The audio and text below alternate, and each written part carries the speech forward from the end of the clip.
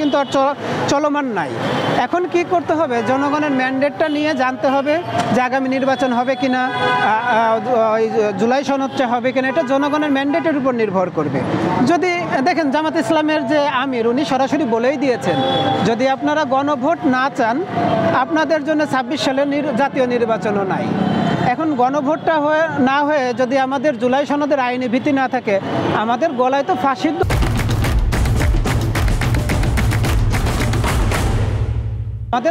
ফাঁসির দড়ি ঝুলে আছে।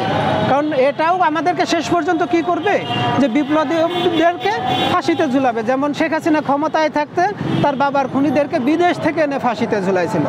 এখন জামাত ইসলাম চাক, 8 দল চাক, অন্য কোনো দল চাক বা না চাক, বিপ্লবীদের উচিত হবে যে দলই চাচ্ছে জুলাই সনদের আইনি ভিত্তি, একটা লেভেল প্লেয়িং ফিল্ড, সবাই এতে একাত্মতা প্রকাশ করে। আমি নিজে থাকব যমুনা ঘেরাও কর্মসূচিতে, আমি নিজেও থাকব। কারণ সরকার যদি ভালোভাবে না বুঝে, যেমন আমার কোনোভাবেই পছন্দ না স্বরাষ্ট্র উপদেষ্টাকে, না উনি চেয়ারটা ছাড়তেছে, না উনি একটু কোমর সোজা করে দাঁড়াচ্ছে, না আইন শৃঙ্খলা রক্ষাকারী বাহিনীকে চালাইতে পারতেছে। উনি এত বড় বেশরম যে উনি বাথরুমেও যাবে না, বদনাটাও ছাড়বে না। ওনার উচিত হবে সামনে নির্বাচনকে কেন্দ্র করে যেন গণহত্যা না হয়, মানুষের উপর যেন কোনো রকম কোনো আঘাত না আসে, সেটা চিন্তা করা।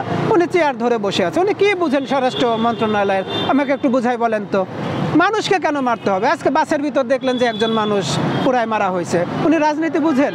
ওনাকে মেরে দেওয়া হয়েছে। অথচ স্বরাষ্ট্র উপদেষ্টা এটার জবাব দেওয়ার কোনো প্রয়োজনই মনে করতেছে না। উনি হয়তো চেয়ারটা ছেড়ে দিক, না হলে উনি কোমর সোজা করে একটু শক্ত করে দাঁড়াক, যেন সাধারণ মানুষের ক্ষতি না হয়।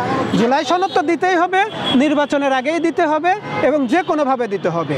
ভাষাটা যদি সহজভাবে নিতে পারেন তো নিলেন, নাহলে এর থেকে শক্ত ভাষা আছে। বাঁশের লাঠি যদি একটু নরম মনে হয়, এর থেকে শক্ত লাঠি আছে। আপনাদের জুলাই সনদের আইনি ভিত্তি দিতে হবে, দিতে হবে, দিতে হবে, এটাই শেষ কথা।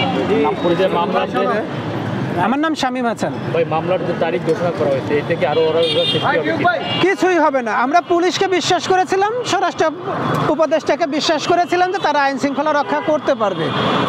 ওনারা যেহেতু 2-1টা ককটেল ফোটার সুযোগ করে দিয়েছে, ওনারা যেহেতু 2-1টা বাসে আগুন দেওয়ার সুযোগ করে দিয়েছে, সামনে 17 তারিখ না, নির্বাচনের আগ পর্যন্ত আওয়ামী লীগের সাহস হবে না আমরা রাস্তায় থাকলে বিশৃঙ্খলা তৈরি করার। আপনারা লিখে নিয়ে যান, আজকের পর থেকে সাধারণ মানুষের উপর বিন্দু মাত্র হুমকি সৃষ্টি হবে, সাথে সাথে পিঠের চামড়া তুলে নিব। শেখ হাসিনার ফাঁসি হবে, শেখ হাসিনার যাবজ্জীবন হবে। ও তো এমনিতেই আমরা ধরে নিছি উনি মারা গেছে। উনি যখন পালাই গেছে আমরা ধরেই নিছি মারা গেছে। এখন আমাদের চাওয়া হলো, সব থেকে বড় চাওয়া, ওনাকে ফাঁসি না দিয়ে ওনার মৃত্যুটা একটু লাইভ দেখান। হাজার হাজার মানুষের জীবন নিচ্ছে, হাজার হাজার মানুষের গুম খুন করছে। একজন পাপী মানুষের মৃত্যু কীরকম হয়, কতটা ভয়াবহ হয়, এটা আমরা একটু দেখতে চাচ্ছি। ওনাকে ফাঁসি দেওয়ার দরকার নাই, ও তো এমনিই মরে গেছে। আমরা দেখতে চাচ্ছি যে ফিরাউনের মৃত্যু তো দেখতে পারি নাই, আমাদের খুব মনের ইচ্ছে যে ফিরাউনের মৃত্যু কীরকম হয় আমরা একটু দেখি।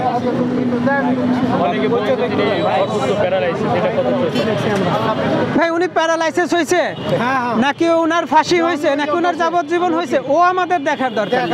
দেশের প্রচলিত আইনে ওনার বিচার হচ্ছে, এটা তো আর ক্যাঙ্গারু কোর্ট বলতে পারবেন না। তার পক্ষে কিন্তু রাষ্ট্রীয়ভাবে একজন আইনজীবী নিয়োগ দেওয়া হয়েছে, আপনারা দেখেছেন। ওনার বিচার হোক, ওনার ফাঁসি হোক, ওনারই হোক, এটা নিয়ে আমাদের মাথা ব্যথা না। আমাদের মাথা ব্যথাটার কারণ হলো, যেহেতু আওয়ামী লীগের পুনর্বাসন কোনো না কোনোভাবে হয়েছে, আওয়ামী লীগকে ঠেকাই দেওয়ার দায়িত্ব আমাদের ঘাড়ের উপর এসে পড়েছে। আমরা আওয়ামী লীগকে ঠেকিয়ে দিব, এটা যে কোনোভাবে। আপনারা বেশি বাড়াবাড়ি করলে টুঙ্গিপাড়াটা ভেঙে দিব। আমি শামীম হাসান, আমি সাবেক পুলিশ কর্মকর্তা।